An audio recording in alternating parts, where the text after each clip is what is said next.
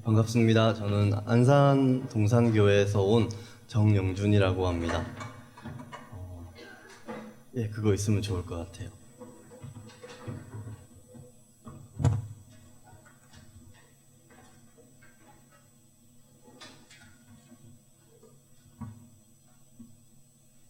저는 이제 원래 지금 있는 부서 맡기 전에는 고등학생 담당 사역을 했었고요. 한 1년 전까지 그래서 고등학생을 담당해서 사역을 했었습니다. 이게 MOT 약자가 뭐라고 했죠? 한 번만 더. 미라클 오브 제네레이션? 티네이저. 네. 이 비슷한 게 안산에 있어요.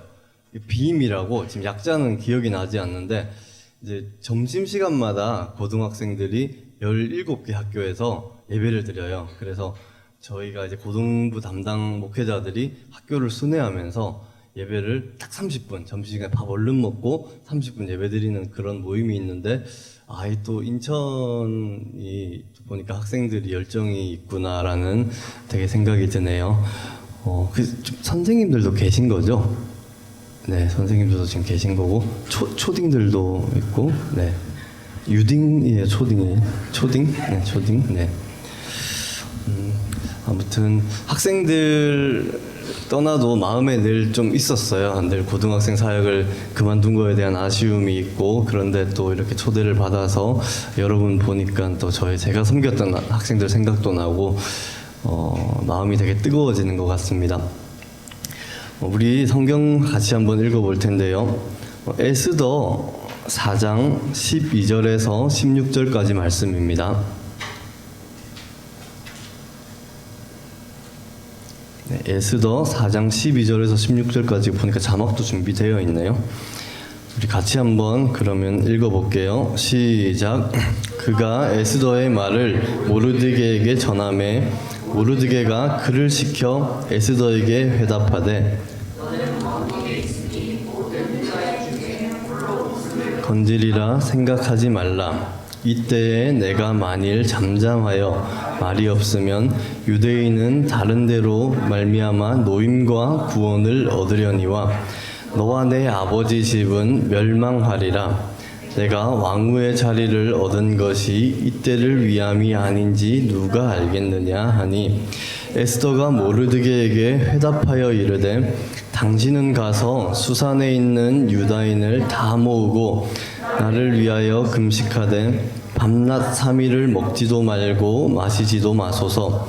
나도 나의 시녀와 더불어 이렇게 금식한 후에 규례를 어기고 왕에게 나아가리니 죽으면 죽으리이다 하니라. 아멘.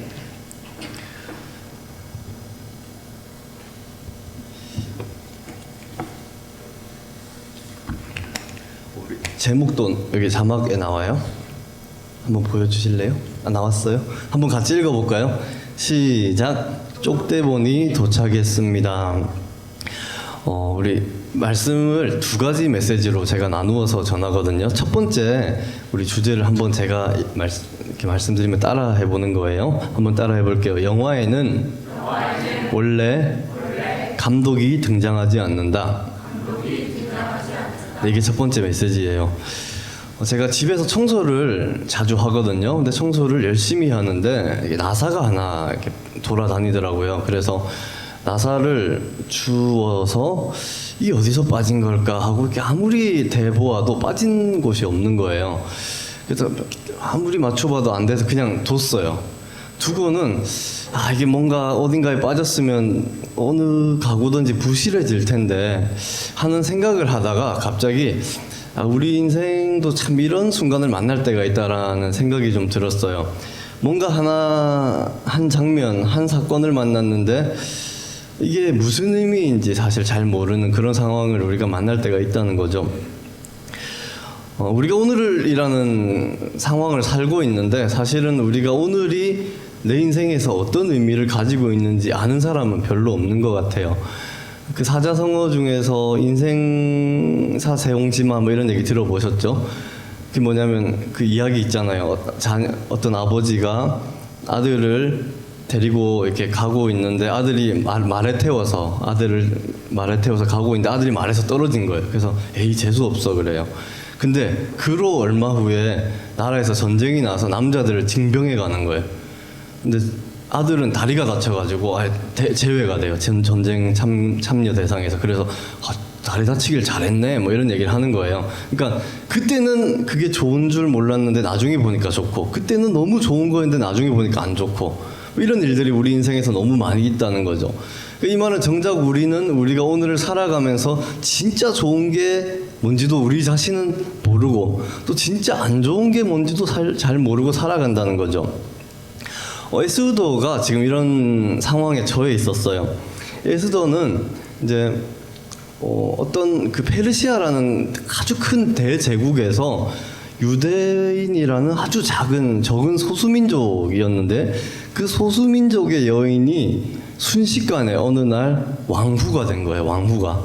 모든 일이 너무 순식간에 일어나서 이 사람은 사실 자기가 왜 이런 상황이 자기 인생에서 일어나는지 다 헤아리지 못하고 있었던 거예요. 그런데 이 유대 민족에게 어느 날 위기가 찾아와요.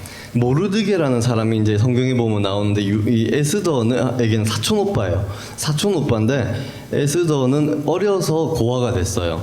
왜냐하면 그 페르시아라는 민족에 어떻게 보면 식민지 살이를 하고 있었거든요. 그래서 뭐 전쟁 중에 부모를 잃었는지 어떤지 모르지만 부모를 잃은 상태였고, 이 모르드게라는 사촌 오빠가 나이 차이가 좀 있었나 봐요. 그래서 자녀 키우듯이, 딸 키우듯이 그를 길렀다, 이렇게 성경에 나와요. 근데 이 모르드게도 어떤 중요한 아마 일을 맡고 있었던 것 같은데, 하만이라는 나라에서 뭐 우리나라로 치면 총리쯤 되는 사람이 지나가는데 이 경의를 표하지 않았던 거예요.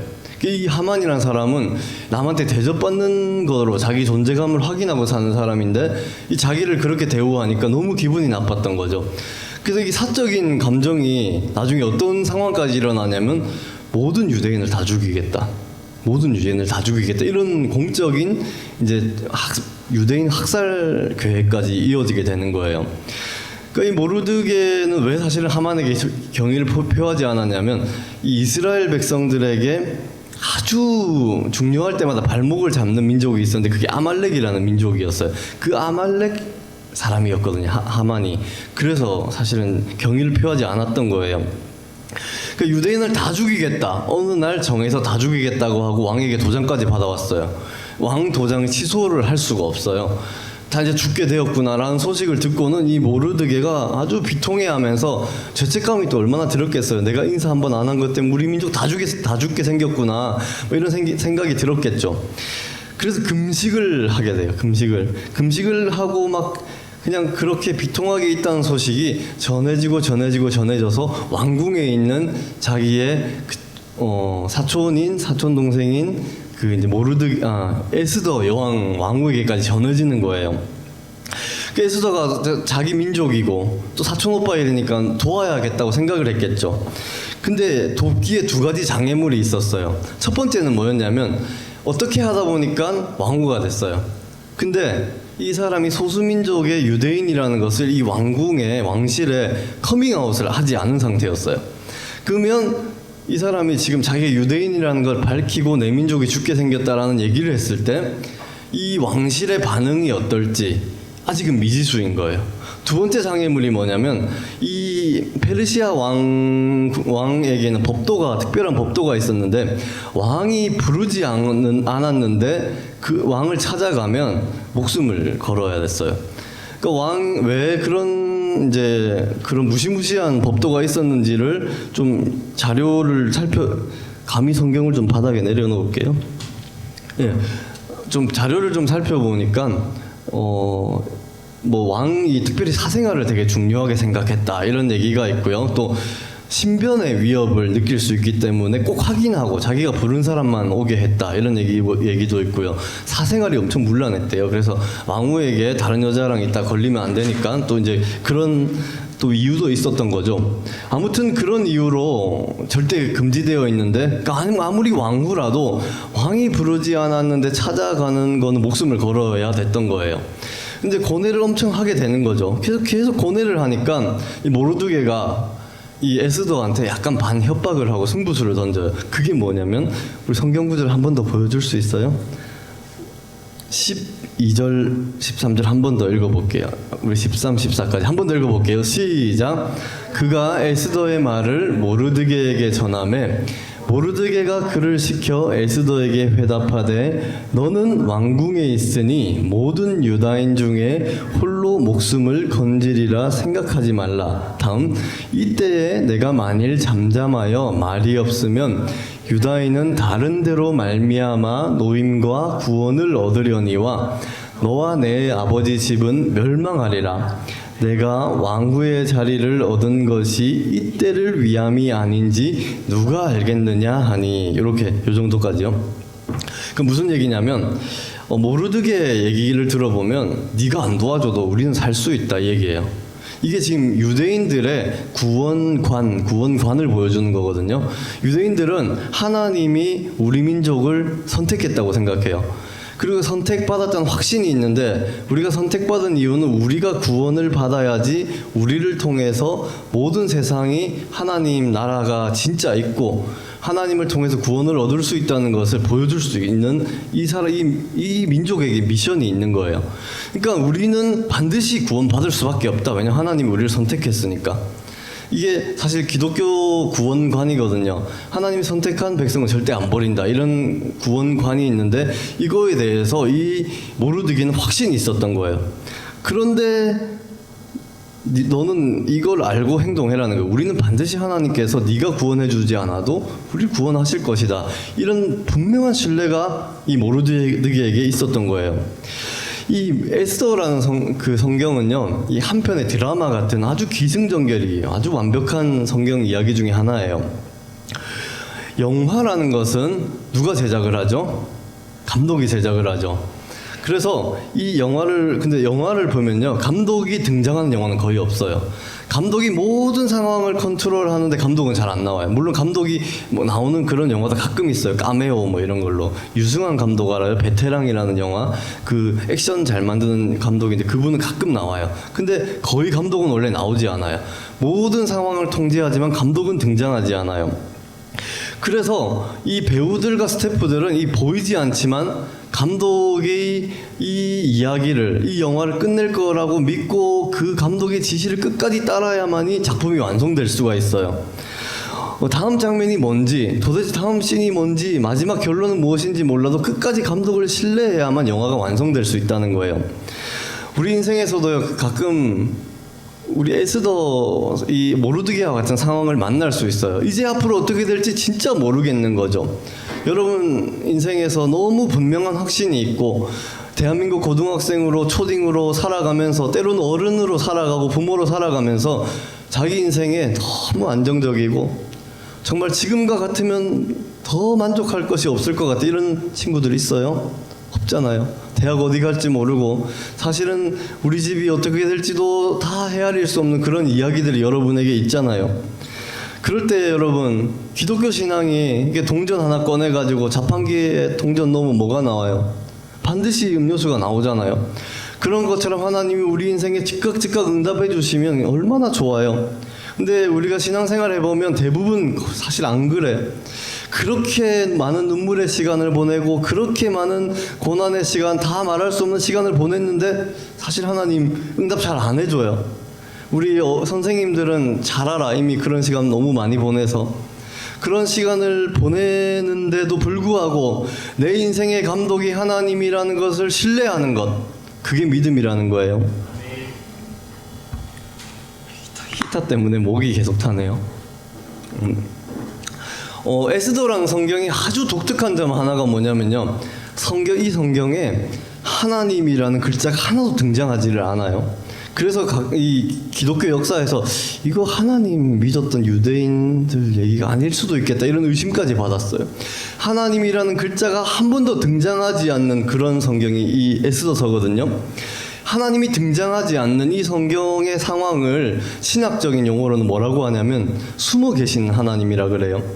근데 숨어 계신 하나님의 진짜 의미가 뭐냐면 하나님이 막 우리 인생 고생하고 있는데 뒤에 숨어가지고 이렇게 보면서 꽃이다 이렇게 하는 게 아니라 숨어 있지만 우리의 가시거리 안엔 존재하지 않지만 반드시 우리 인생을 위해서 일하고 있는 그런 분이 하나님, 숨어 계신 하나님의 의미예요. 우리 앞에 빨간 옷 입은 친구 옆에 아빠예요? 아니, 미안. 아주 극 부인을 하네요. 그러면 옆에가 아드님. 아빠 일하는 모습 본 적 있어? 진짜? 24시간 맨날 봐? 아니지. 아빠 엄청 고생하면서 산다. 누구 때문에 그럴까? 너무 잘 알고 있어. 이렇다니까요. 우리 아빠 24시간 다 볼 수 없잖아요. 일하는 거 다 볼 수 없잖아요. 근데 아빠는 반드시 자녀를 위해서 일하고 있어요. 하나님 우리 인생에서 다 보이지 않는 순간이 사실 너무너무 많아요. 일단 하나님 좀 그런 게 영이잖아요. 영이니까 안 보이잖아요. 하나님 보이지 않고 응답하지도 않고 우리 오랜 시간 우리 인생에서 때로는 침묵할 때가 많은데 숨어서 일하고 계시다는 거예요. 우리 그걸 믿어야 되는 거예요. 목사님 이 고등부 사역할 때 진짜 이런 친구들 많이 봤어요. 목사님 지금 제가요 한 기도 제목으로 3년을 기도하고 있어요. 목사님 제가 우리 엄마 아빠 위해서 예수님 안 믿어서 지금 3년째 기도하고 있어요. 하나님 제가 지금 너무 많은 입시 문제로 고통당하고 있는데 하나님 성적이 하나도 오르지 않아요. 이런 얘기 너무 많이 했었어요. 그럴 때 우리가 신뢰해야 되는 거 숨어 계시는 하나님이라는 거예요. 우리 두 번째 메시지 한번 따라해 볼게요. 한번 따라해 봅니다. 쪽대본이 도착했습니다. 이 모르드게에게 직서를 들은 에스더가 약간 충격을 받은 것 같아요. 충격을 받고 만감이 교차했을 거예요. 이 페르시아 제국에서 이 왕후가 되었다는 것은 아무리 여성이 고대 사회에서 천대받는 시대라 해도 여성으로서는 사실 가장 성공한 위치에 간 거잖아요. 근데 만약에 자기가 유대인이라는 것을 이 자리에서 밝히고 또 목숨을 걸고 왕에게 나아갔을 때 그는 모든 자기가 얻은 지위를 상실할 수 있고 어쩌면 목숨까지도 잃을 수 있는 상황에 놓여 있었어요. 아마도 이 에스더는 이 사촌 오빠의 말, 네가 왕후가 된 게 이때를 위함이 아닌지 한번 생각해 봐야 되는 거 아니냐.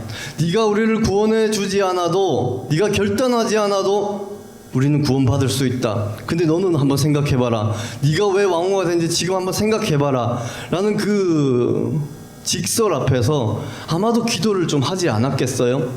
기도하면서 진짜 나는 왜 갑자기 왕후가 되었는지 자기 인생을 반추해 보지 않았겠어요? 자기는 왜 도대체 유대 사회, 유대 민족이라는 그 억압받는 소수 민족으로 태어나야만 했는지, 그리고 왜 자기는 어릴 때부터 부모님을 잃고 사촌 오빠에게서 자라야 하는지, 그런데 또 그 사촌 오빠가 너무 좋은, 신앙이 좋은 모르드게라는 오빠를 만났었는지, 그리고 자기는 소수민족 유대인인데 어쩌다가 왜 왕후가 되었는지, 그 흩어진 구슬 같은 자기 인생의 조각들을 계속 반추해보는 시간을 가졌겠죠. 우리 인생도 마찬가지예요. 왜 그런 집에 태어났는지, 왜 이런 부모를 만났는지 여러분 잘 모르잖아요. 솔직히 부모님 좀 원망스러울 때도 있잖아요.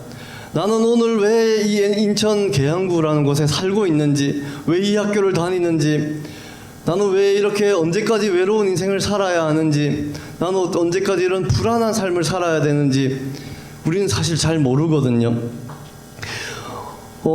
그러나 우리 이 인생이 언젠가는 이 질문 앞에 선다는 거예요. 왜 내가 오늘 이 상황을 맞이해야만 되는가라는 우리 모두는 사실 그런 질문 앞에 서게 된다는 거예요. 어떤 이제 목사님이 목회할 때 어떤 친구는 이런 친구가 있었어요. 법조인이 되고 싶어 했어요. 판사, 변호사가 되고 싶어 했는데 진짜 딱 한 번의 실수로 친구를 밀었는데 그게 학교 폭력으로 신고가 되어서 나중에 그 가해자 친구가 너무 부모님이 깊이 항의해서 이게 경찰의 형사사건까지 되고 이 친구 인생에서 너무 중대한 데미지를 입혔던 거예요. 자기가 얼마나 공부를 열심히 하고 법조인이 되기 위해서 성적 관리하고 또 기도도 열심히 했는데, 목사님 내 인생에서 왜 이런 일이 일어나야 돼요? 제가 왜 학교폭력 가해자가 되어야 돼요? 한번 정말 그냥 친구끼리 말다툼하다 민 것뿐인데 왜 이렇게 돼야 돼요? 질문을 하더라고요. 어떤 친구는 정말 그 부모님이 좀 한 분은 다 헤아릴 수 없는 얘기가 좀 있었어요. 한 분은 아빠가 이제 새아빠인 거죠. 새아빠인데 아빠로부터 성폭행을 당하고 또한 근데 엄마가 그걸 변호해주지 않는 거예요. 다 네 잘못이라고 해서 결국에 집을 나오게 되었어요. 근데 친구가 너무 신앙이 좋아요. 그 시간 동안에 쉼터라고 알죠, 여러분? 청소년 보호 쉼터를 전전긍긍하면서 계속 질문하는 거예요. 그래도 내가 적어도 하나님 앞에서 예배 안 빠지고 정말 하나님 신뢰하면서 살았는데 나는 왜 이런 인생을 살아야 되는가? 그 친구 안에 풀리지 않는 숙제가 있다고 하더라고요. 근데 2년 지나고 지금 너무 대학도 잘 가고 경희대학교 신문방송학과 이번에 합격했어요. 그렇게 어려운 가운데. 그리고 지금은 자기가 왜 이렇게 된지 알겠대요. 근데 아무튼 우리가 왜 내가 이런 일을 겪어야 되는지라는 질문 앞에 설 때가 있다는 거죠. 설교를 준비하면서 제 삶을 반추해 왔어요. 어린 시절에 이제 저희 부모님이 엄청 무서웠어요. 얼마나 무서웠냐면 군대를 갔는데 군대가 편하더라고. 아빠가 아주 그냥 그랬어요. 그리고 이제 청소년 시기에 제가 가장 가기 싫었던 곳이 집이었어. 집에 있으면 불안한 거예요.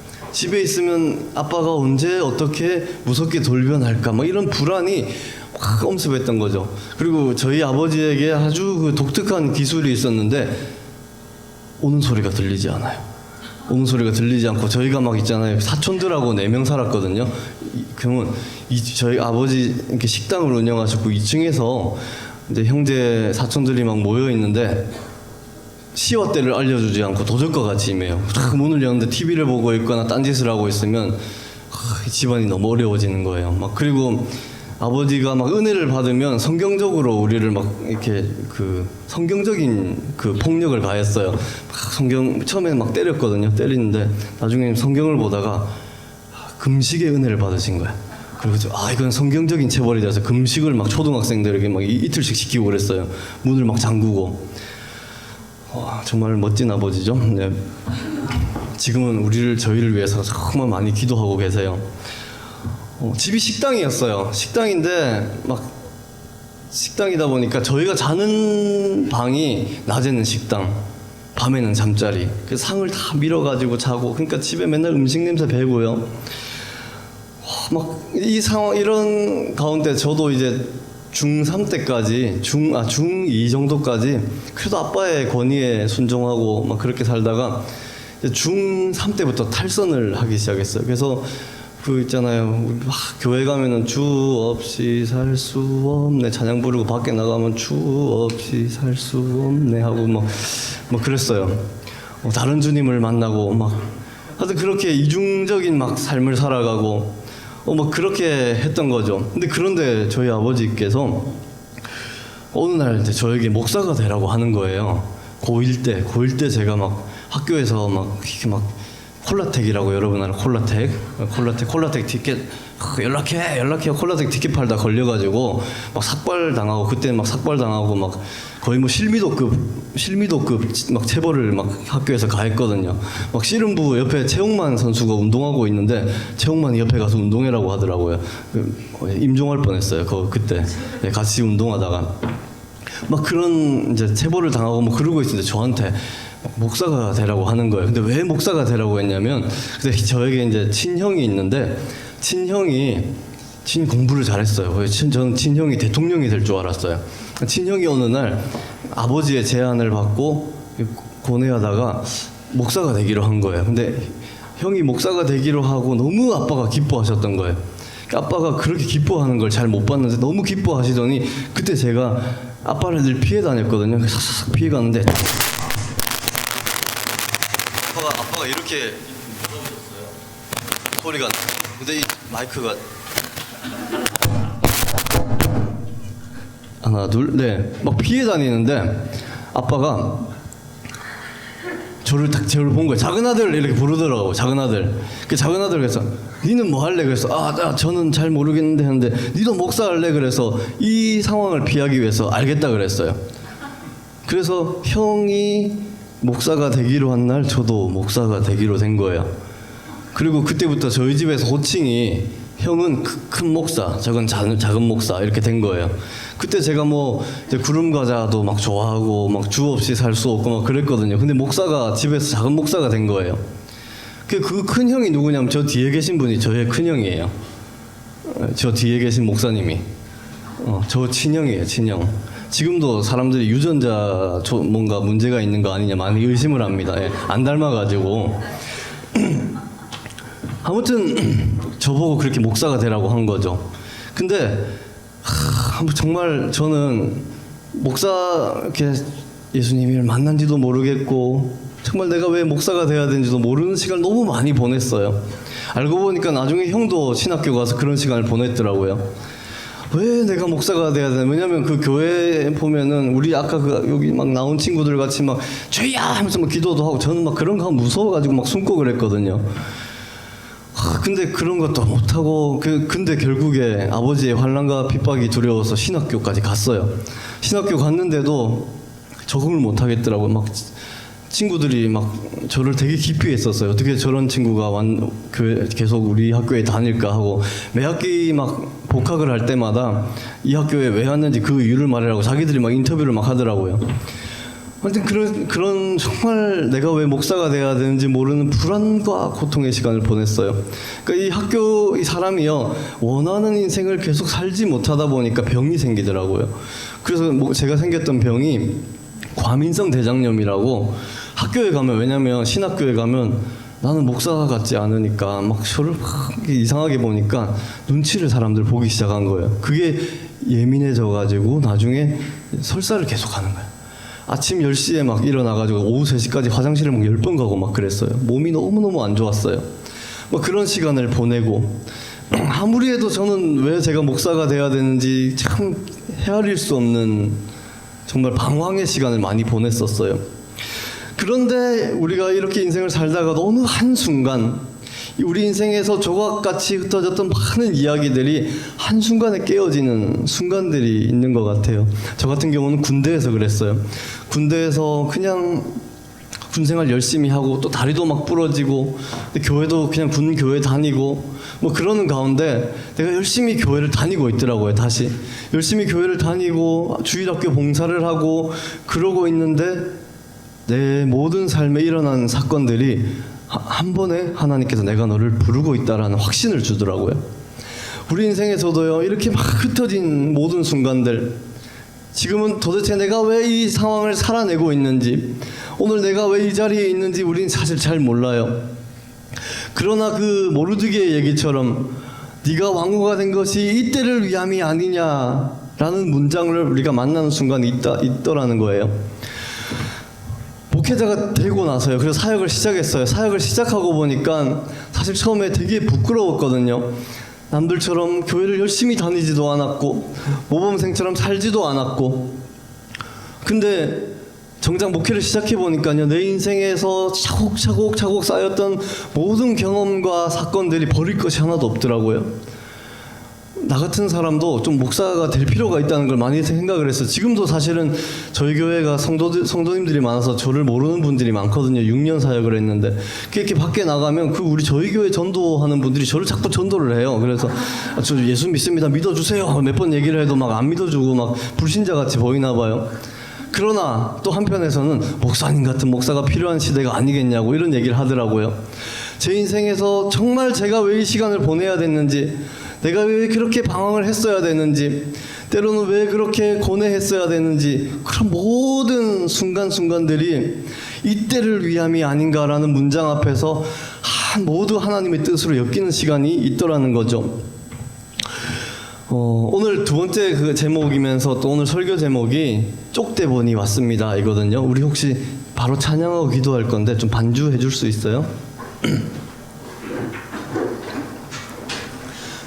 이 한국의 드라마 촬영 현장에서 되게 독특한 문화가 하나 있는데 그게 뭐냐면 쪽대본이라는 거예요. 쪽대본.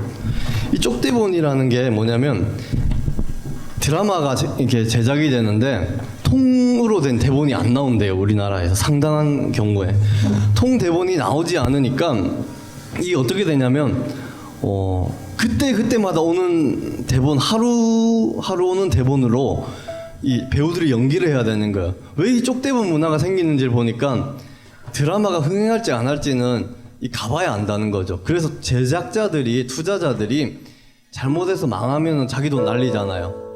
그러니까 투자를 안 한대요. 그러다 보니까 이 작가들이 될 만한 이야기를 시청자들의 반응을 보고 계속 쓰는 거예요. 이 한국의 독특한 현실이래요. 그러다 보니까 사실 어려움이 뭐냐면 배우들이 그날 대본을 받는데요. 그날 대본을 받아가지고 전체 밑그림은 있겠죠. 감독과 작가가 전체 밑그림은 가지고 있고 그날 대본을 받아서 그날 대본을 받은 만큼만 그냥 혼신의 혼을 다해서 그냥 연기를 하는 거래요. 그래서 오늘 나에게 주어진 분량만큼, 내 역할만큼만 다 소화하고 가는 게 쪽대본이래요. 어쩌면 우리 인생이 그럴 수 있다고 생각해요. 우리 여기 선생님들도 계신데요. 사실은 어른이라고 두렵지 않은 게 아니에요. 두렵지만 우리는 기도하는 것이고, 두렵지만 그래도 사는 거예요. 두렵지만 기도하는 거예요. 그 예수님 만난 사람이 그런 얘기 하는 게 있거든요. 주님, 제가 믿습니다 이러거든요. 근데 제 믿음 없는 걸 도와주십시오 이렇게 또 얘기를 해요. 우리 많은 경우에 그래요. 어른이라도 두려워요. 여러분 안에 얼마나 두려움이 많아요. 어떻게 될지 모르니까.